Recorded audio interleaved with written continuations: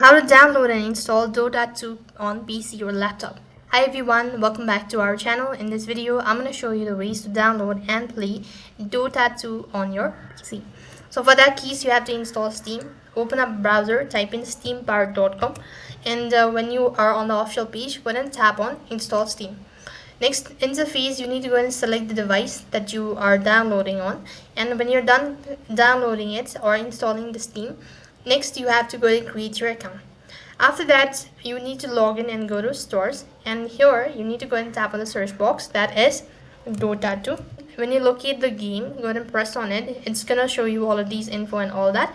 Here, scroll down a bit and go to play game. When you do that, it's gonna ask you to install Dota on your PC, and then you could go ahead and register yourself, and you'll have successfully download, and now you could go ahead and play your game.